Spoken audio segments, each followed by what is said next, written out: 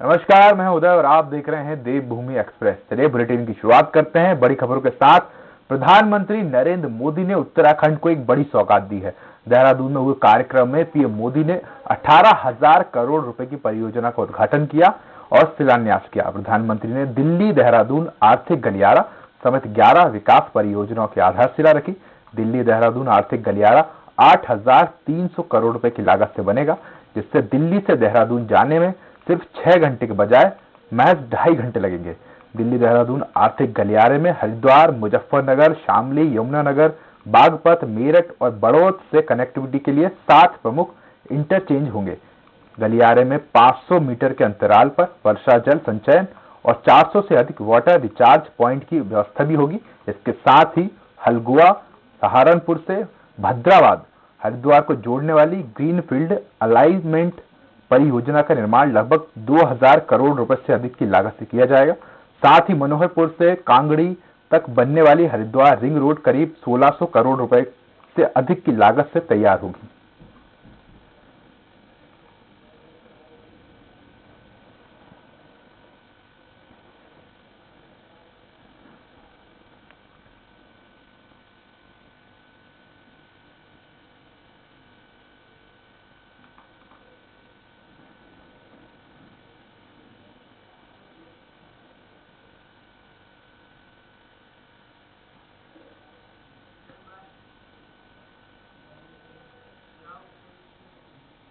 वहीं देहरादून में पीएम मोदी ने अपना संबोधन गढ़वाली से शुरू किया। उन्होंने कहा कि दुर्गम से दशकों तक जो सरकार में रही है, उसकी नीति और रणनीति में पहाड़ में रह रहे लोगों की भलाई के लिए कोई विजन नहीं था। उनका एक ही लक्ष्य था, अपनी तिजोरी भरना, अपना घर भरना। पीएम ने कहा कि कुछ राजनीतिक दल समाज में किसी खास धर्म, जाति या अपने इलाके की तरफ ध्यान देते हैं, उसमें उन्हें वोट बैंक नजर आता है। इन दलों से एक और तरीका अपनाया है, जनता को मजबूत नहीं होने देना। वे चाहते रहे कि जनता हमेशा मजबूर बनी रहे। पीएम मोदी ने कहा कि 5 साल पहले मैंने कहा था, जो कहा था उसको याद करने की ताकत राजनेताओं में जरा कम होती है, मुझमें है। आज मैं गर्व से कह सकता हूं कि उत्तराखंड का प्राणी और जवानी उत्तराखंड के काम ही आनी है। उन्होंने कहा कि ये परियोजनाएं इस दशक को उत्तराखंड का दशक बनाने में अहम भूमिका निभाएंगी। उन्होंने कहा कि डबल इंजन की सरकार पर सवाल उठाने वाले देख सकते हैं कि कैसे डबल इंजन की सरकार उत्तराखंड में विकास की गंगा बहा रही है। साथ ही उन्होंने कहा कि आज भारत में कनेक्टिविटी का महायज्ञ चल रहा है और इसी महायज्ञ का एक यज्ञ देवभूमि में भी हो रहा है।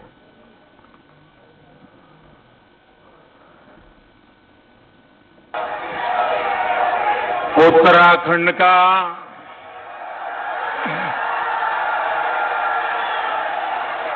सभी दाना सयाणों, दीदी भूलियों, चच्ची बोड़ियां और भाई बहनों, आप सबू थे म्यारू प्रणाम।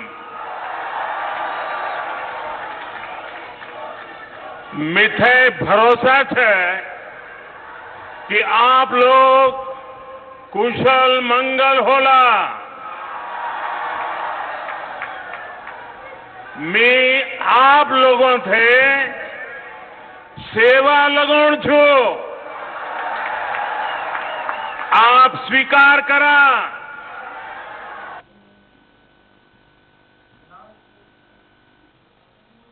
वहीं देहरादून में पूर्व मुख्यमंत्री भुवन चंद्र खंडूरी और पूर्व केंद्रीय शिक्षा मंत्री रमेश पोखरियाल निशंक से उत्तराखंड चुनाव प्रभारी केंद्रीय मंत्री प्रहलाद जोशी ने मुलाकात की। इस दौरान राष्ट्रीय महामंत्री दुष्यंत कुमार गौतम, प्रदेश अध्यक्ष मदन कौशिक सहित तमाम अधिकारी मौजूद रहे। वहीं मुलाकात में आगामी 2022 के विधानसभा चुनाव को लेकर भी चर्चा की गई।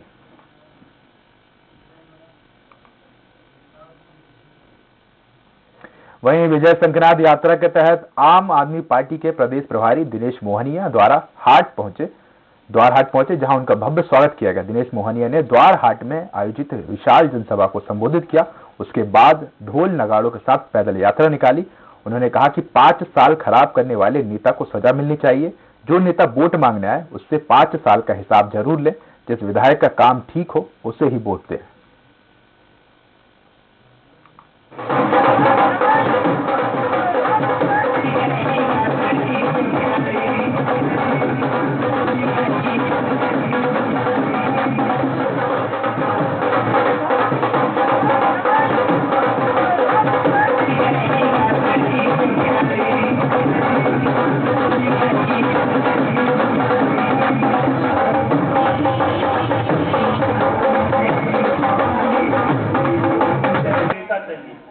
कोई ईमानदार वोटर नहीं देंगे भाई। अगर हम ये वही अगली खबर देहरादून से है, जहां भारतीय राष्ट्रीय छात्र संगठन ने पीएम नरेंद्र मोदी के उत्तराखंड आगमन का विरोध किया। संगठन ने नारेबाजी कर मार्च निकाला, मगर करणपुर चौक पर पुलिस ने कार्यकर्ताओं को रोक दिया। इस दौरान एनएसयूआई कार्यकर्ता और पुलिस के बीच जमकर धक्का मुक्की हुई। पुलिस ने कई कार्यकर्ताओं को इस दौरान गिरफ्तार किया।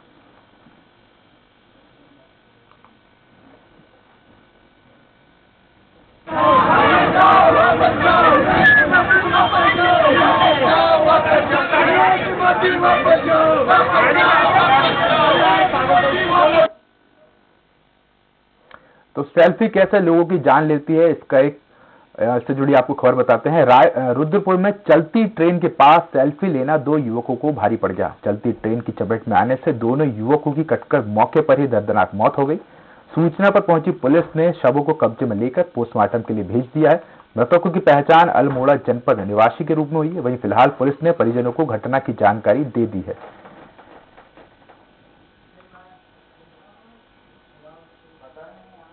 वहीं हरिद्वार के नजीबाबाद डिपो की रोडवेज बस श्यामपुरा के पास हाईवे पर अनियंत्रित होकर पलट गई। बस के पलटने से 2 यात्री घायल हुए, जिनका तत्काल इलाज किया गया। बताया गया है कि बस की स्टीयरिंग फेल हो जाने से यह हादसा हुआ। हालांकि मौके पर पहुंची पुलिस ने यात्रियों की मदद से बस को साइड से लगाते हुए यातायात सुचारू कराया।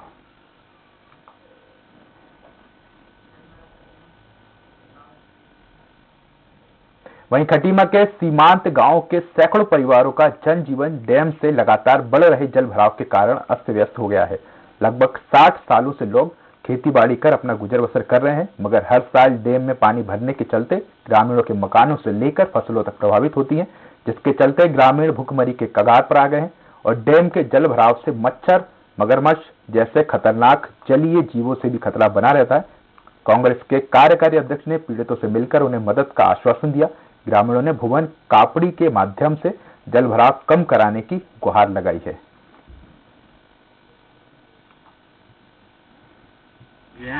से पानी भरा हुआ है इसमें, और यहाँ जो स्कूल में बच्चे पढ़ते हैं, सरकारी स्कूल में, प्राइवेट में जो भी है, उन्हें आने जाने में दिक्कत होती है, नहाने धोने में। हमारे बच्चों का दिक्कत तो बहुत है, बेचारे पढ़ भी नहीं पा रहे हैं इस समय, और जब नाव रहेगी तभी जा पाएंगे, नहीं नाव नहीं रह रही तो जा भी नहीं पा रहे हैं। बच्ची एक हमारे अगले साल एक गिर के बेचारी मर भी गई। इस टाइम में देखो पूरे घर के चारों तरफ पानी पानी हो गया है।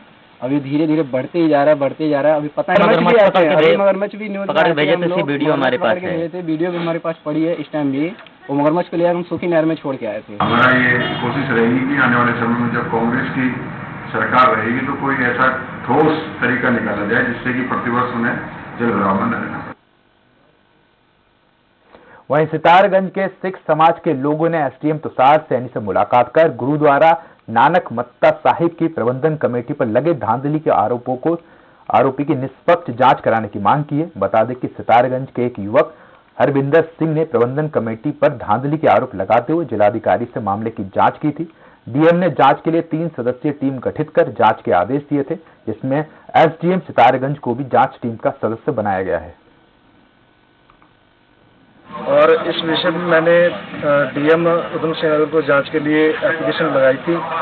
तो उस सिलसिले में हम एसडीएम साहब से मिलने आए थे कि इस मामले की जो है निष्पक्ष जांच होनी चाहिए, जो सिख संगठनों तक उसका जो सच्चाई है वो सामने आनी चाहिए। उसी के संबंध में जो है हमारी जांच चल रही है और इस हफ्ते हम जांच खत्म करके जिलाधिकारी महोदय को रिपोर्ट जो है प्रेषित कर देंगे। सामने वो लोग आए थे तो उनको मैंने जो है वो निश्चित किया है कि जो जांच होगी वो पूर्ण निष्पक्ष रूप से होगी। वहीं नैनीताल में कुछ छात्र नेताओं ने कुलपति से छात्र संघ ने कुलपति कार्यालय के समक्ष नारेबाजी की। उन्होंने छात्र संघ के चुनाव कराने की मांग की है। छात्रों ने कुलपति के साथ चुनाव को लेकर वार्ता भी की। कुलपति ने कहा कि वे चुनाव कराने के पक्ष में हैं। उन्होंने कहा कि प्रदेश में एक ही दिन चुनाव होने के चलते शासन को तैयारी करनी है। ऐसे में शासन के आदेश के बाद ही चुनाव किए जाएंगे। तो कुमाऊं विश्वविद्यालय को हमें यहाँ पर चुनाव कराने में कोई आपत्ति नहीं है, लेकिन मैं दूसरे विश्वविद्यालय के बिहाफ पर कैसे डेट दे सकता हूँ, इसके लिए छात्र अभी ये बच्चे मेरे पास आए थे, इनका जो डेट उन्होंने मुझे बताई, मैं इसको शासन को डेट भेज रहा हूँ और एक डेट वहाँ से आ जाने पर हम उस डेट में चुनाव करा दिए जाएंगे। फिलहाल के लिए रुकते हैं छोटे से ब्रेक के लिए, जल्द हाजिर होते हैं।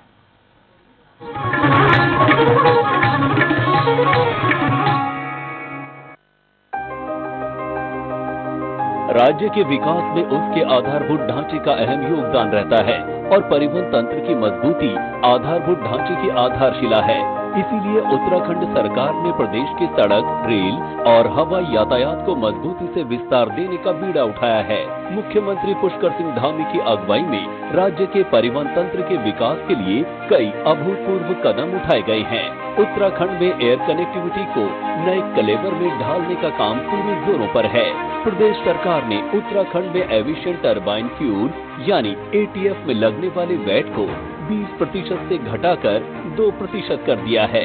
देहरादून के जॉली ग्रांट एयरपोर्ट में नए टर्मिनल का लोकार्पण किया गया है।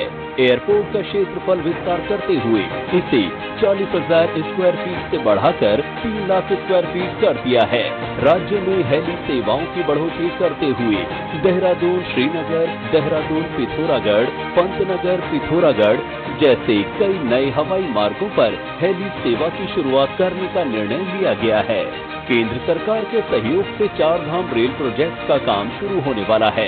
327 किलोमीटर लंबे इस महत्वाकांक्षी प्रोजेक्ट के पूरा होने के बाद देश विदेश के तीर्थ यात्रियों को उत्तराखंड में स्थित 4 धामों यमुनोत्री, गंगोत्री, केदारनाथ और बद्रीनाथ की सुरक्षित, तेज और आरामदायक रेल यात्रा मुहैया कराई जा सकेगी। साथ ही Delhi Ramnagar Corbett eco train को रेल मंत्रालय ने मंजूरी दे दी है, जिसका काम जल्द ही शुरू किया जाएगा। रुड़की देवबंद रेल का कार्य भी शीघ्र पूरा करने के निर्देश दिए गए हैं। टनकपुर, बागेश्वर और डोईवाला से गंगोत्री यमुनोत्री रेलवे लाइन के सर्वे की भी स्वीकृति दी गई है।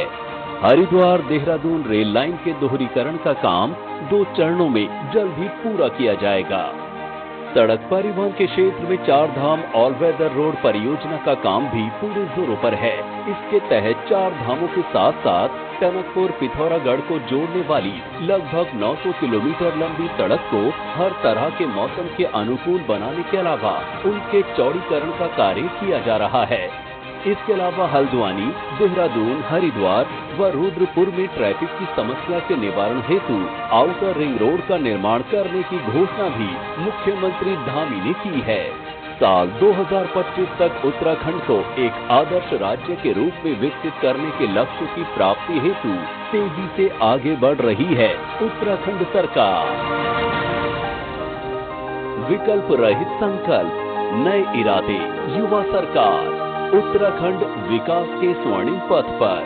सूचना एवं लोक जनसंपर्क विभाग उत्तराखंड द्वारा जनहित में जारी। रूप मंत्रा आयुर्वेदिक फेस वॉश, इसमें है क्यूकम्बर के प्योर एक्सट्रैक्ट जो नेचुरली चेहरे को मॉइस्चराइज रखे।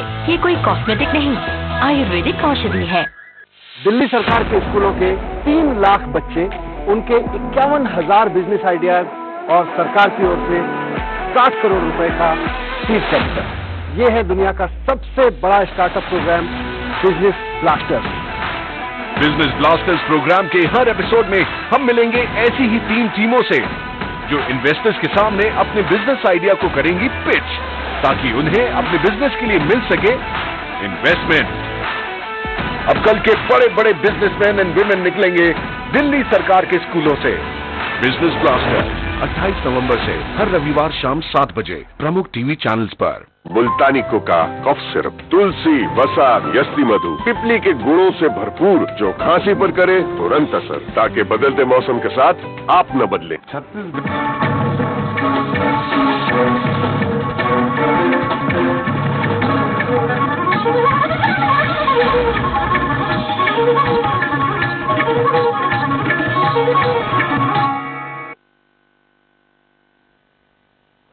ब्रेक के बाद एक बार फिर आपका बहुत स्वागत है। चलिए खबरों का रुख करते हैं। जसपुर में कोरोना वेरिएंट को लेकर स्वास्थ्य विभाग अलर्ट हो गया है। एक बार फिर जांचों का दौर शुरू हो गया है। वहीं सैंपलिंग के साथ वैक्सीनेशन का कार्य भी शुरू कर दिया गया है। जहां 100% लोगों का पहला टीकाकरण का कार्य हो चुका है, वहीं 60% लोग दूसरा डोज भी लगाए जा चुके हैं। नए वेरिएंट ओमिक्रॉन से बचने के लिए रोज वैक्सीनेशन महाअभियान चलाया जा रहा है। खुद की भी रेस्पॉन्सिबिलिटी बनती है कि वो आके तुरंत अपनी सेकंड डोज लगवा लें। अगर 1 महीने से ज्यादा का समय हो चुका है तो इस समय हम ओमिक्रॉन जो नया वेरिएंट आया है उसके खतरे को देखते हुए, वहीं कोरोना काल के 2 साल बाद कोटाबाग में बीडीए की बैठक का आयोजन किया गया। वहीं बता दें, इस बीडीसी की बैठक में जिला और ब्लॉक स्तर के अधिकारी नहीं पहुंचे। अधिकारियों के नहीं पहुंचने से बीडीसी संगठन और ग्राम प्रधान संगठन के लोग नाराज हो गए और जोरदार हंगामा किया। नाराज लोगों ने कहा कि अधिकारियों की उदासीनता के कारण बैठक का कोई मतलब नहीं निकला। हालांकि हंगामा देख बैठक को अगले आदेश तक के लिए रद्द कर दिया गया है।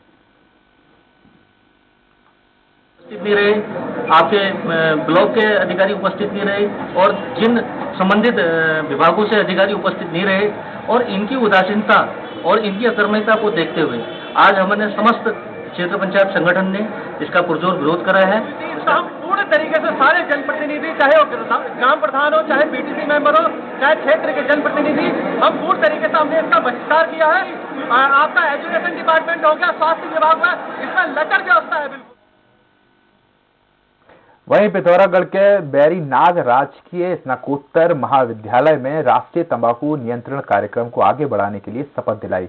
इसी दौरान डॉक्टर MS कुटियाल ने समस्त छात्र छात्राओं को तंबाकू, बीड़ी, सिगरेट, गुटखा, खैनी और ड्रग्स से होने वाले नुकसान के विषय में विस्तार से बताया और आह्वान किया कि इसके खिलाफ मुहिम में सभी छात्र छात्राओं को तथा क्षेत्रीय जनता को साथ आना चाहिए। उन्होंने कहा कि तंबाकू और ड्रग्स का सेवन अत्यधिक खतरनाक है। इससे कैंसर जैसी बीमारियों को दावत देना है। देशानुसार भी महाविद्यालय को नशा मुक्त क्षेत्र बनाने के लिए हम सभी लोग प्रभावी रूप से कोशिश कर रहे हैं और इसमें न केवल महाविद्यालय का प्रशासन बल्कि महाविद्यालय के। वहीं पौड़ी के चाकीसेड़ के प्रसिद्ध कालिंगा मंदिर में भव्य पूजा अर्चना के साथ मेले का आयोजन किया गया। वहीं ग्रामीणों का कहना है कि इस मंदिर का निर्माण 18वीं सदी में किया गया था। मान्यता है कि माता कालिका माता यहां बने कुंड में रहती है। 2014 से पहले इस कुंड को पशुओं से रक्त से भरा जाता था, मगर समय के साथ मान्यताओं में भी बदलाव देखने को मिल रहा है। अब इस कुंड को रक्त की जगह नारियल के पानी से भरा जाता है। सभी भक्तों की आस्था है कि जो भी मां के दर्शन करने आता है वह सभी दुख कष्ट से मुक्त हो जाता है।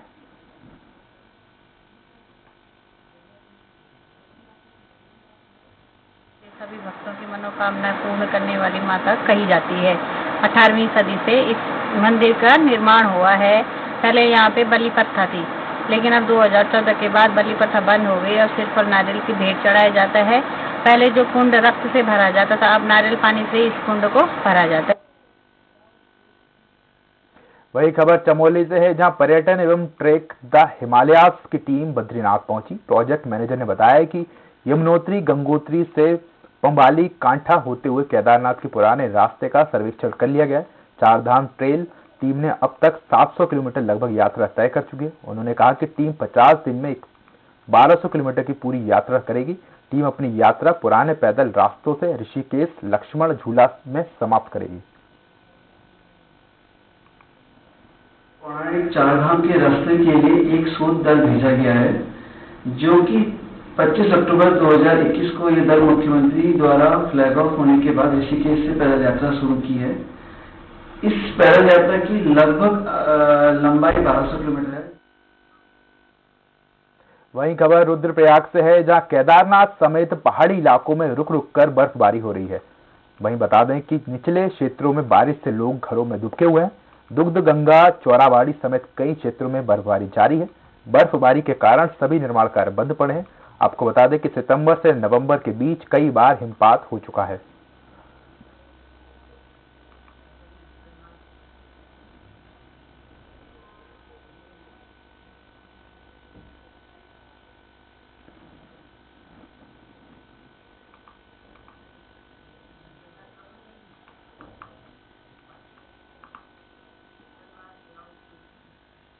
चलिए सीधा रुख करते हैं भोपाल का, जहां राज्य